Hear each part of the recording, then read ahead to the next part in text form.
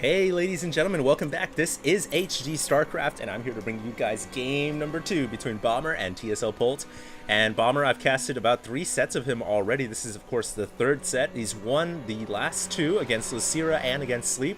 Well, this is the final hurdle for him. Can he get beyond Polt? We'll just have to see. He lost the first game already and he's got to win this one and the next one to come back and end it.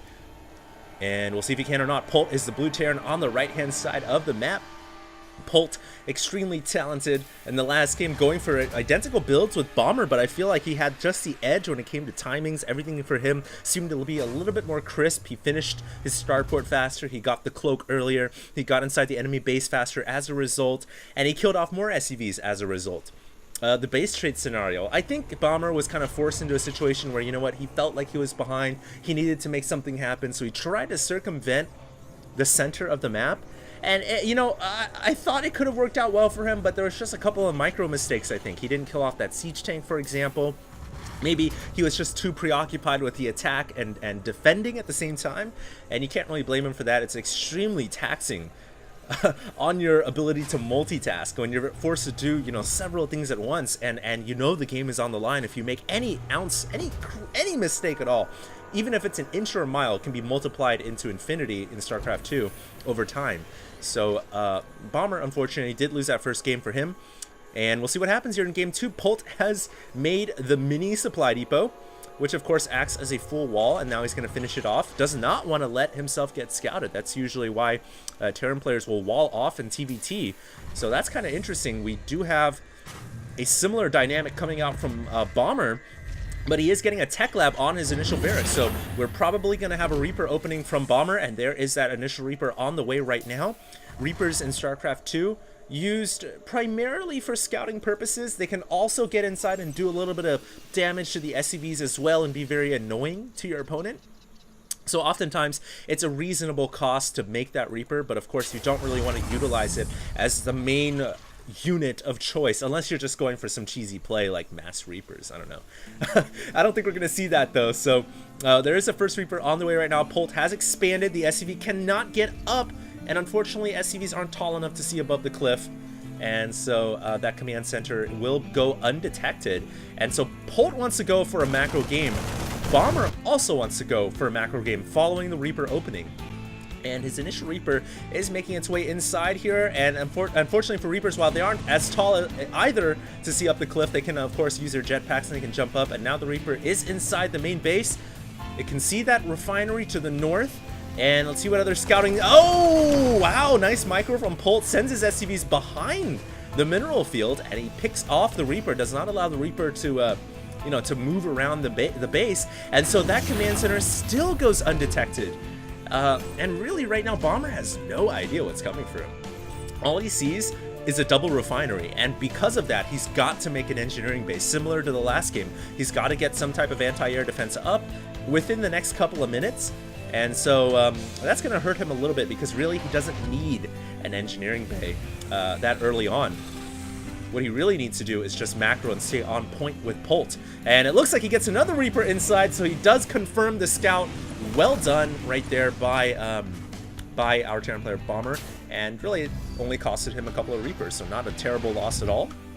And now he knows for sure that it's not going to be Banshees, not going to be something through the sky. And both players are probably going to stick with ground units now. And there is an engineering bay coming out regardless, but this engineering bay is not for missile turrets. That engineering bay will be used for upgrades for his bio units. So we are going to have bio versus bio warfare from both these players. Polt actually now going into the factory starport. So he's not going to go for entirely bio and mech right away as Bomber is. Rather, he's going to try to get the starport down a little bit later, obviously after the command center. But he is going to take to the skies here. It's going to be a delayed version of the Banshee that we saw in the last game, backed up this time by bio units. So he is going to definitely have that air advantage to start off for Polt. And this is getting pretty interesting, guys. We'll have to see what happens because Bomber right now, he's scouted, but I believe that was before he saw the factory or starport. It was. So he really doesn't know what path Polt went down. that is going to be a little bit troublesome for him. He's got to get another scout in there. He's got to figure out what he's going to do. Has not really switched his tech at all. He's been staying on bio this entire game. 3 barracks, no factory, no starport, so he's wildly behind in technology right now. In fact, he just got the second refinery up, and you know, his gas intake much lower than Polt. So we'll have to see what happens, but you know, I really feel like Bomber has fallen behind in technology by a considerable amount, and that cannot be good for him. Polt's already got his first siege tank out, second siege tank on the way. No, it's not. He's not making a secondary one. He's just researching siege mode, but he did pick up 8 Marines here, and quite possibly going to do a little bit of drop action. Notice also that Polt did not switch his buildings around. He's staying with a add-on-less starport, and the reason for that is he just wants to make medevacs right now, and he doesn't really want to invest into Banshees or anything like that. So that first medevac is now about to drop off 8 Marines inside of Bomber's base. Bomber really has no idea what's coming for him. He is so in the dark. I'm surprised he didn't use this Reaper. Send it back. There it is. So he's going to send that Reaper in now and get that scout off and figure out what's going on. And he's going to find out he's pretty behind in technology. Of course, he does have a lot more Marines, though. That's the advantage. When you don't have as much tech, you better have more just raw, brute units. And he does, but his units are out across the field while the drop is occurring, and he just lost some SCVs in the main as a result.